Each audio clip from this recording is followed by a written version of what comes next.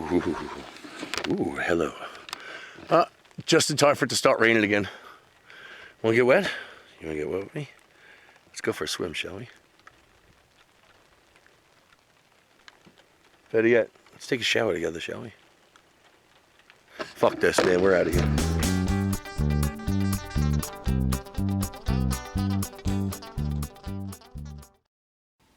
Hey everybody, how's it going? Fritz here for the Fritz ShootZ channel, and it's been a while.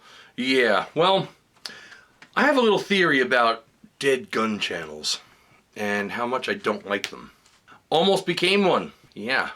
After that whole 2020 to now kind of thing that we're going through, I lost quite a bit, and instead of running to the hills and letting my channel dissolve, I found other ways to entertain you.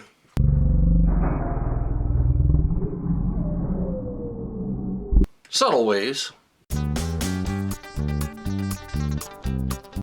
but ways nonetheless. Okay, so what we want to do is just basically give you a channel update and what we got going on for 2022. And it's looking a lot better than 2021 so far. We're going to be doing those long-awaited range reviews, and we're going to be testing out some new firearms and firearm components. I've never done this before, but today we're going to do a top 10 list. And I know it's not an original concept, but again, a first for me. Today, we're going to do Fritz's top 10 range guns of all time.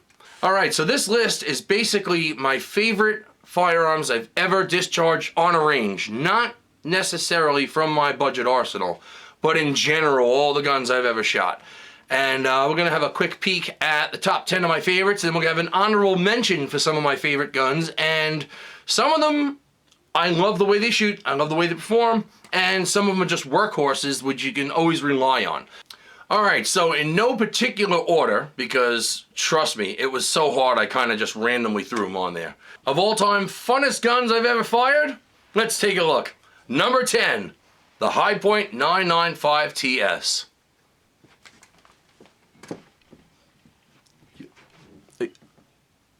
Are they done?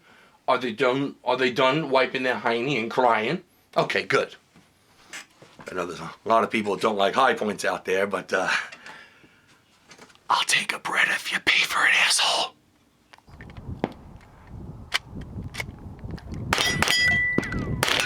So anyway, the HIPOINT 995 TS. Once you get a red ball magazine in there and you tweak those lips, it's going to be absolutely reliable. We're talking 100% reliable with ball ammo. Don't ever put hollow points in a HIPOINT. I don't care if it even works in your gun, just don't do it. It's not supposed to. It's full metal jacket thing. It's a HIPOINT. Brass ammo only. And the gun seems to be one big rail, so you can kind of put anything you want on the thing. Hell, you can even rail mount a little TV monitor if you want. You can rail mount the camera. You can rail mount a keychain. You can hang your jacket from it. You can hang your little whoopee from it when you cry about shit that you see on the internet and you really want to cry about it. Number 9, the MOSSBERG 500. Tried and true, this 12 gauge shotgun is one of the funnest that I've ever brought to the range. There is no safe place for rotten produce to hide. There is no safe haven for those cans of expired vegetables. And nowhere will a can of Fanta run wild in my town. This thing is great. It shoots all the 12 gauge rounds up to the 3-inch, and I've shot some pretty unsafe, very overcharged 3-inch rounds out of mine, and it's still in one piece. The only drawback I ever had is that I shoot it one-handed so much the elevator cracked from all the moving around. How's that not supposed to happen after about, I don't know, 3,000 rounds of that? So that shotgun has been nothing but fun and reliable to me. And as far as shotguns go, I hope that I have this thing for the rest of my life because I really do love it and had a lot of fun shooting that thing. The pistol grip is great because the whole one-handed shoot thing is very fruity and splatty. Number 8, the SCCY CPX2. Out of all the firearms I own, the CPX2 seems to be by far the most reliable firearm I've ever shot because out of about 1,500 rounds now, I haven't had one hiccup. Closer. Oh, I'm hitting stuff today. I know. Keep this little Kydex holster. You can wear it on your hip. And even with a regular t-shirt, it will pretty much cover the gun down to the bottom. So if you're one of those guys in Arizona who's like, I don't know if I'm going to carry a gun or not today. I don't know if I'm going to get a carry permit. I don't know if I'm going to carry it concealed or open. I don't know if it matters, because it doesn't. It's Arizona. This holster's for you.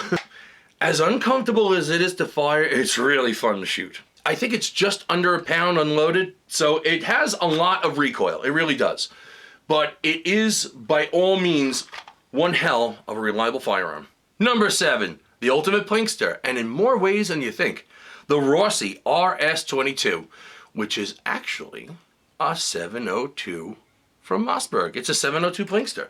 Has a ROSSI stock and different stamping on it, but essentially it's the same gun, takes the same parts, same magazines, and, well, I've already proven how fun and how accurate that rifle can be. It's a ROSSI RS-22.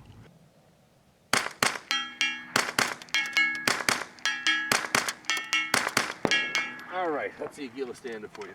It's actually, for the money, it's the best bang for your buck, literally. It's just such a fun, relative for a 22 LR, cheap rifle. Very reliable, very maintainable, and you can get the parts for it pretty easily. It'll fire just about any ammo, and it's, again, did I mention how accurate it was? Number 6, the Remington 783, chambered in 30-06. I didn't have a hunting rifle, and I figured for the money, this is an entry-level rifle with a good reputation. This gun is the ultimate produce hunter. I heard a lot of negative things about the trigger, although it's adjustable. It's actually a very comfortable trigger. Got used to it the first day, and kind of love the 30-06 round. I abuse it.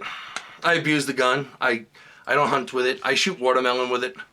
I'm a watermelon hunter. 30-06 Springfield. And a watermelon. Oh, no. It's expired produce. I shoot it. That's what I do. I shoot empty cans. I shoot expired eggs, cans of lard, gasoline. But it's proven itself to be a very, very good rifle. The accuracy is starting to get tighter and tighter groups as the muzzle breaks in.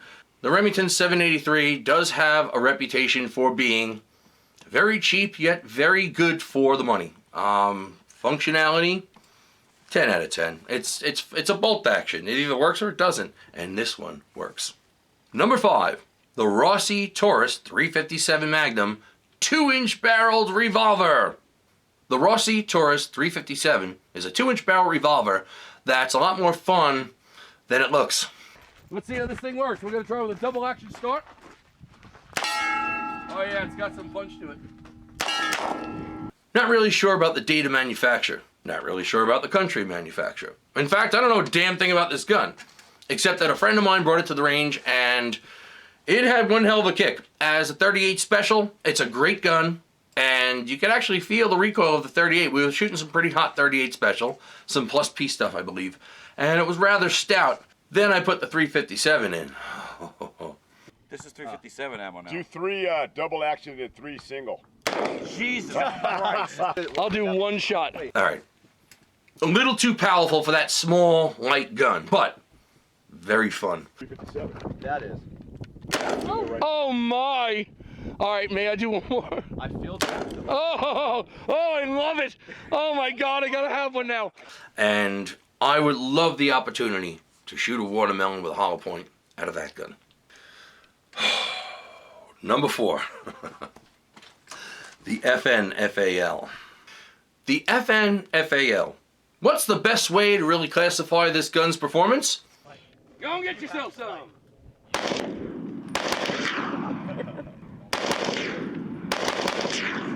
Well, shooting old steel case ammo out of this thing on the range, the old 7.62 by 51, it fired flawlessly, accurately, and absolutely consistently. This gun, as far as performance, this gun fucks like a beast. Number 3. Comrades, please tell me, what gun do you speak of? Come on, man. The AK-47. Got it.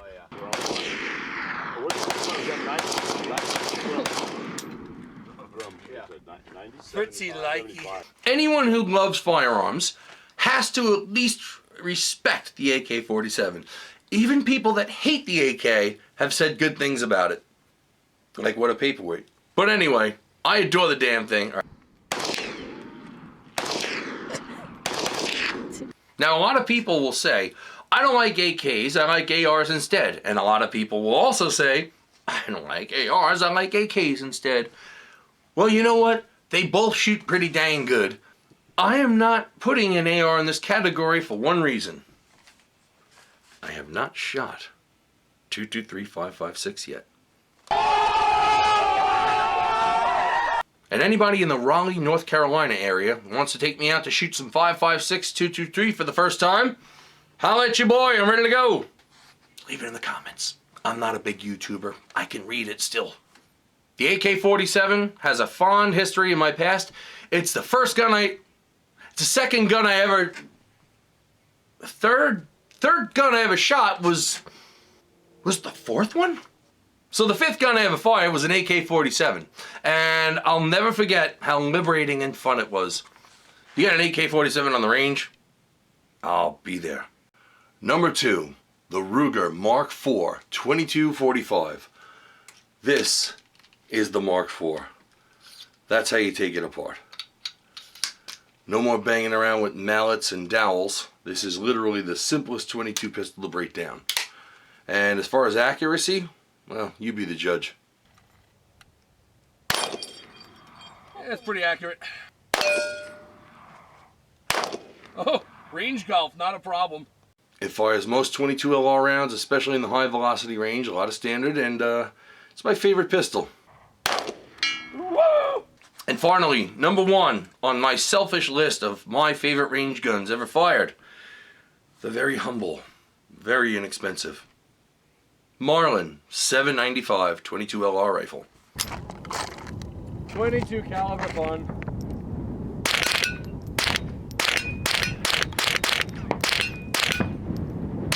Bing, bang, boom. Bing. Well, that's fun. My first firearm purchase was a shotgun, and that was my 500. My first rifle was my Marlin. So essentially, the Marlin is what really taught me how to shoot a real gun. I've tried them before, but that was the first one I actually owned, and it was a lot more fun than I imagined it was going to be. And it opened up a whole new world for me, and always going to be thankful to that one gun.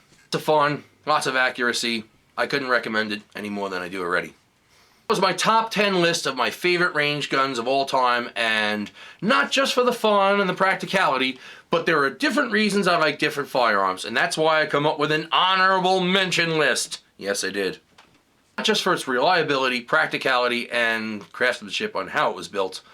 This piece of history that I'm going to bring up is one of my favorite guns because it was probably the first subcompact deep carry pistol that was double action and ready to go. The Smith & Wesson 32 short safety hammerless. 1890s Smith & Wesson 32 short. That was some ricochet. Yeah, it's just What a hell of a gun. I had one out at the range, and this gun is an absolute beast. It was over 120 years old, looked brand new, and fired like it was brand new. A great double action trigger, probably a good 9 or 10 pound trigger, but absolutely perfect. Started shooting a little bit low. The gun was dead on after about 120 years of firing the thing. And it looked brand new, it felt brand new, it locked up like it was Fort Knox. Really knew how to build guns back then, and they knew their metal. One of the funner memories that I have from the range is firing the Smith & Wesson safety hammerless. Don't forget to add to this list the EAA SAR B6P Compact, which is now, I believe, called the B6C. Yeah, for obvious reasons. I let it go real good. Boom, there you go.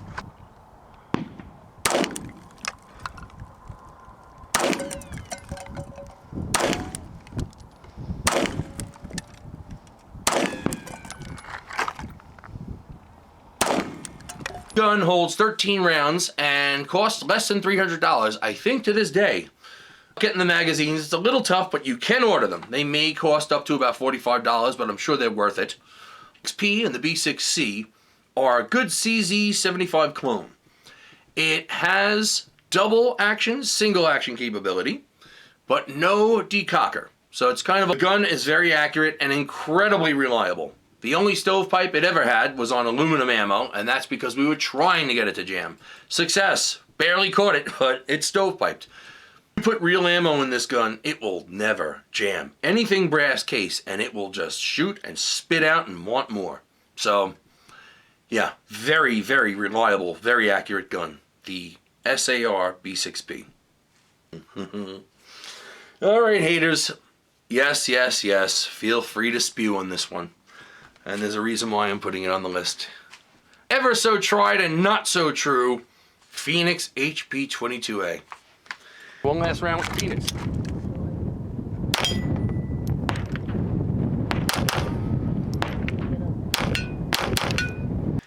Let's get into this firearm, shall we? Usually what you get with an HP-22A. $130 to a $180 firearm that is basically the great-granddaughter of the Saturday Night Special line. This thing is almost guaranteed to crack with standard velocity ammo, which is recommended for the gun. In less than 1,000 rounds, you're almost guaranteed to get a cracked frame, because out of the two I've had, they both cracked. And it was one of the funnest range guns I've ever owned, if not the funnest range gun I've ever owned. But it's such a pot metal piece of shit.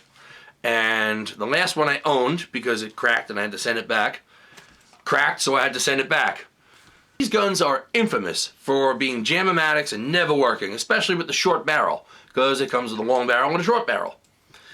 Well, this particular gun that I had, the first one I bought, didn't like to jam very much and liked to shoot pretty straight. And even with the short barrel on it, it was incredibly good lockup, where all the magazines I had for it worked well. The gun loved working with these magazines, with every bit of ammo I threw into it. Anything standard velocity to 8 and fired perfectly and functioned and cycled as it should. About 1,000 rounds in, the gun started developing some cracks in the slide. So it was great to, within 9 or 10 days, send me a new one. Except this one was a jam-o-matic, and it lasted about 400 rounds with standard velocity ammo, cracking the frame. Do I recommend it? No. If you've already... Our next honorable mention is the Winchester Wildcat. Now... See the white claw? Holy shit! As 22 LR rifles are concerned, there is kind of a new idea for a platform. It's got a lot of things about it I like. It uses Ruger magazines. It uses the 10-round Rugers, which it functions perfectly in.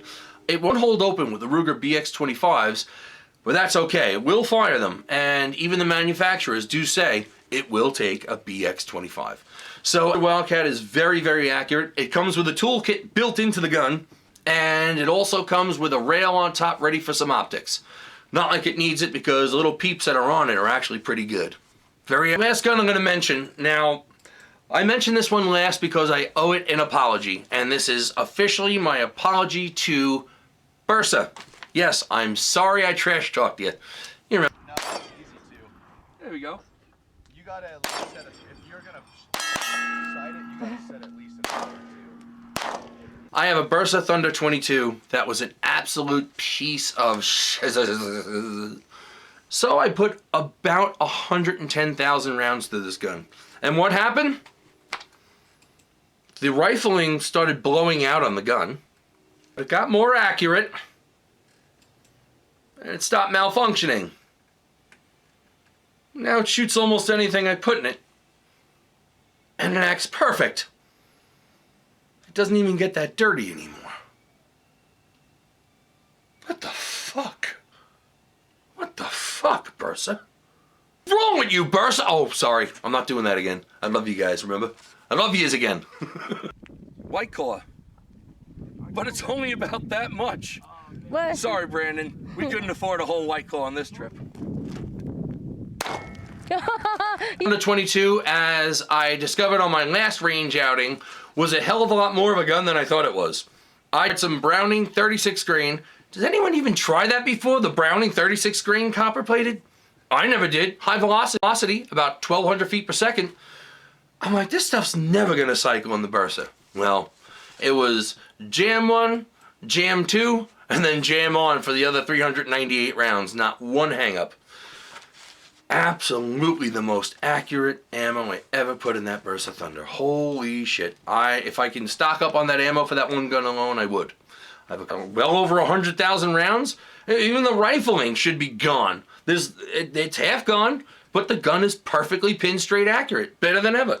So I am not going to ask any questions. At 100 yards, making perfectly round holes and small groups, and I know nothing about nothing. That's what I have for you today, people. A top tier list of my favorite range guns and some of my all-time favorites that I had to put an honorable mention for. So, video 4, to let you know that I didn't forget about you, the subscriber. Thank you very much. And I noticed that my subscriptions have been rising more and more. And the only thing I've had to fire out of a gun was a squirrel or two. I'm the same guy. Check squirrel cannon videos. Very, very persistent ammo that keeps crawling back into the cannon. A resident squirrel that likes to get his exercise from jumping out of a cage, and pretty fun stuff. If you ever wondered what it's like to shoot a rocket launcher and squirrel comes out instead of a missile, watch my videos. You get a rough association to that. This is basically the game on again signal that the channel is not dead, and neither am I, and I'm going to continue to give you the best videos I can, which will progressively get a little better as time goes on. I'm starting to get back out to do the range reviews, and we'll have that edited as soon as possible. So, doing what I can with this channel and keep uploading videos for you, the subscriber and the viewer. Thank you so much, because it's about you, and it's certainly not about the money. Otherwise, I wouldn't be doing a shooting channel. The freedom to do this while we still can. So, if you've got a range, if you've got firearms and you've got some ammo, go ahead and enjoy that while you still can. And do what you can to keep that right. I'm Fritz O'Hara. We'll see you next time.